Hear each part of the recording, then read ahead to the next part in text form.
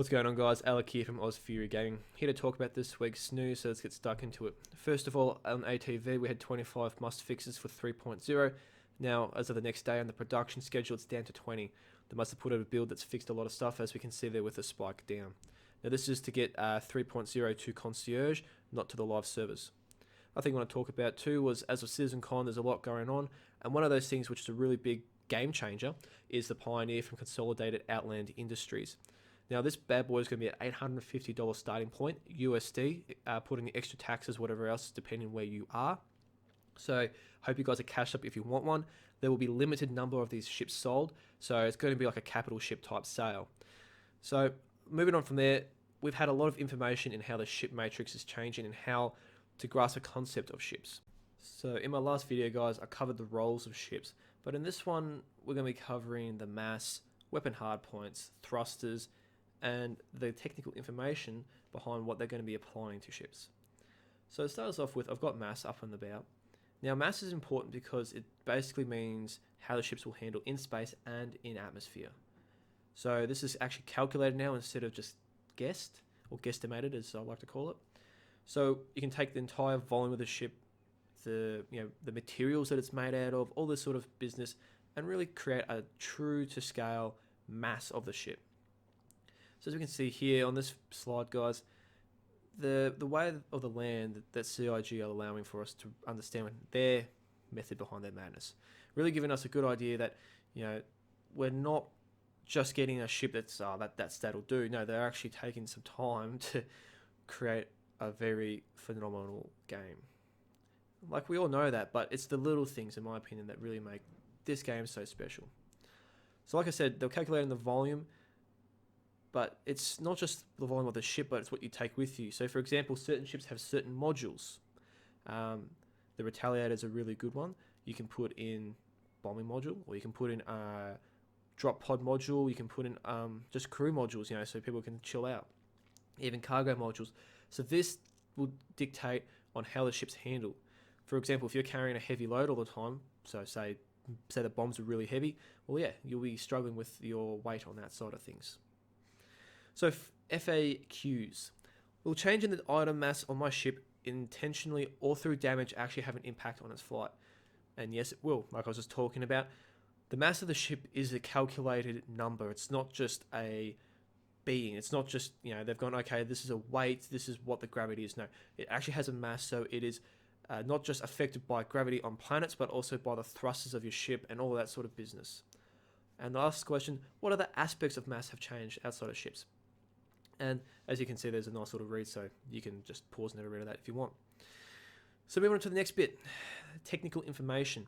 Now this part is important for me, not just so much because of the fact that we can really get into depth where the ships will sit amongst each other on the ladder rungs of dominance, but also too, it helps us to understand how to negotiate certain situations. For example, if you're in a freelancer and you know that a constellation is coming at you, what the standard guns will be, or what they could have. That sort of business really enables you to work out where you're going. So, besides just this nice little intro here, they did give us some other interesting sizing. So first of all, as we can see here, we have a quick chart to give you an idea of where the ships sit. So we have, your grounds, a small snub, and it moves up and up and up and up. Then you get the capital. And I want to just point out here for a second that like the Hull E there and the Endeavour are actually classed as capital size ships now. Not saying they're a capital ship like the Javelin or the Idris, where they're a military capital ship. No, their sizing is putting them in a capital ship vector. So as we can see here below with the glossary of ship sizes, so yeah, your ground, your small snub, and then you start moving up and up. And it's really nice to see that we're actually getting some clearer understanding now, instead of sort of, well, this is roughly where it'll sit. Although I am quite surprised that the Merchantman was put into the same category as the Carrack. It must have been just on that edge of capital, because the Merchantman is actually quite a large ship when you look at the idea and design behind it.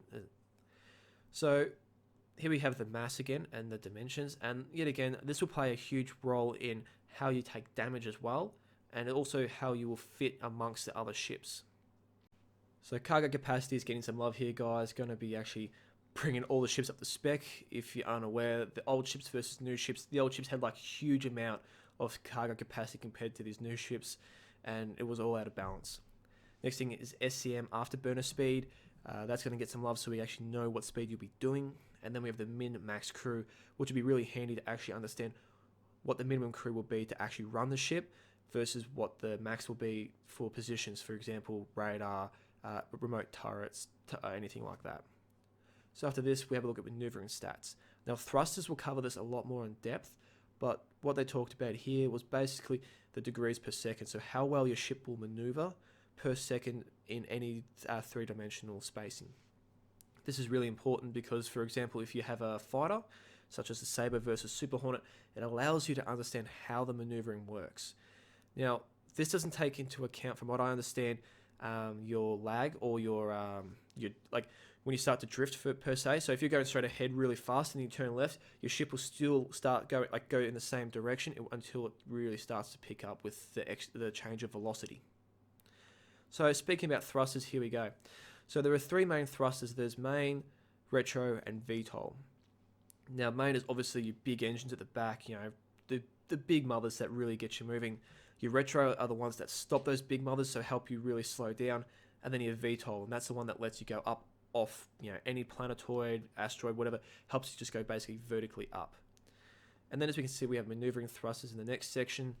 So maneuvering thrusters, like we just looked at from the technical information, are, you know, really important, but they come in two different forms. Maneuvering thrusters have fixed and gimbaled. Now, fixed is, for example, on your big ships, it allows you to just basically push down in one direction. Gimbaled, it allows for much better velocity change and much more nimbleness, but they tend to not have quite the velocity of the fixed. So that's one thing to take into account. Now, other thing to remember too is thrusters play a big part. If one gets damaged, you lose huge amount of maneuverability with your ship. So in frequently asked questions here, that's why the SCM afterburner is set at certain values and restricted. Well, basically it's for gameplay. Now in theory is, you know, you can build velocity higher and higher and higher, but the game has mechanical standings and set points, and also too, it kind of gets a bit OP if you just get the ship going at like, you know, 10,000 meters per second. Next on the list, can I still fly my ship solo? Now this is a big question that's asked all the time, and yes, any ship can be flown solo in game, just doesn't mean it's going to be able to be flown the best. Minimum crew sizes are there for a reason, and that's to allow the ship to run at its optimum level. How does the ship size time the jump pointing? Well, jump points have small, medium, and large sizes. If you jump on the star map, you have a good look at that. And it's really interesting because small jump points can be really good shortcuts. And this is unique. For example, the Freelancer is the largest small jump point ship. So what I mean by that is when you get to the next size ship up, from what I've read, like the Constellation, for example, must go through a medium jump point. So if you've got a Freelancer Max and you're carrying a lot of cargo, you can actually jump between certain systems easier and quicker than another Constellation, for example, which might have to go through 3 different jump points. So this allows for better income, so you're not having to use as much fuel, as much resources, and the Max, for example, can actually carry quite a decent amount of cargo, hence why I bought one. And the last one, which is always a classic, can I fit more cargo in my ship than the value suggested? And yes, this is actually how you'll be able to get vice through customs. When you go to land, your ship actually gets scanned, and if they find anything illegal, they'll pick it up. Although the thing to remember is it will not be tied down by gravity, so if you start doing sick maneuvers and skids, it'll be thrown about. And also too, you'll actually have to manually carry it to a desk or anywhere if it's not in the cargo hold listing. So that's just a few things to keep in mind if you're going to go about that sort of business. Now the last page to cover, guys, is weapon hardpoints. So this is important to me simply because I like to fight a lot, and it's really going to be interesting to see how the ships change up, especially with the thrusters and all that on the matrix page. So first of all, fixed weapons and gimbal weapons. This is really handy description for newcomers to understand the difference. So in short, fixed weapons are locked to the ship's hull. Gimbal weapons will be able to track differently to the ship's positioning. So pretty standard stuff. Gimbal weapons though require a size less than what you mount the gimbal on. For example, if you've got a size 3 gimbal, you can only run a size 2 gun. Talk about that later. Now there are other types of weapons. Twin link, tri-link, quad link, barrage. Now, twin link is like the turret, for example, on a Constellation or a Freelancer, where you've got two guns that track and follow at the same time, and basically fire with the same click or key. Tri-link, quad-link barrage aren't going to make it in game. Their explanation for that was basically it's too much to handle for a player, they reckon. You know, if you've got a barrage where you've got like 6 different guns, like on a big ship, it's really hard to get all of them to line up in the same direction with clipping through of either the ship or other ideas. Next thing on the list, how ship items are displayed. Now, this is the ship matrix, okay? This is what we'll be seeing when we go onto the ship stats pages. Now, multiple things are happening here. As we can see, we have the legend in the top right-hand side. So there's a category. So weapons or materials or anything like that on this game have certain categories. You have, you know, from military to industrial to generic or general to sports. So depending on what that item is made of, and the sizing depends on how it performs. And also you have your weapon group sizing and the amount, for example, in your turrets, how many turrets there are and what weapons are mounted to those. So for example here, we can see on the turret for the Super Hornet, we have 2 size 3s and then 2 size 2s. Missiles follow the same, and there's no utility modules there. Then we can see here with our quantum fuel and fuel tanks and everything like that, and then the thrusters and maneuvering thrusters down the bottom. So moving on to FAQs. Can you put missiles on weapon hardpoints? No. That's it. Next question. Why can I only put a size 2 weapon on a size 3 gimbal? Now they explain it really well here, and the best way I like to describe it is you've got a size 3 gimbal. The size 3 gimbal requires power, so that takes up, say, 1 sizing, and then you have whatever's left over, so size 2. It's simple maths. Yeah. Moving on from there. Why have you removed the range of sizes on hardpoints? Well, they looked at it and found it to be lacking, basically. Only the Aurora line really used this, and basically they said, you know, let's just make it easy and clear across the board and fix it up. So guys, that's me done. I hope you enjoyed the video. Sorry for being long, but I just don't like doing heaps of little videos, so hope to catch you around the verse, and toodaloo.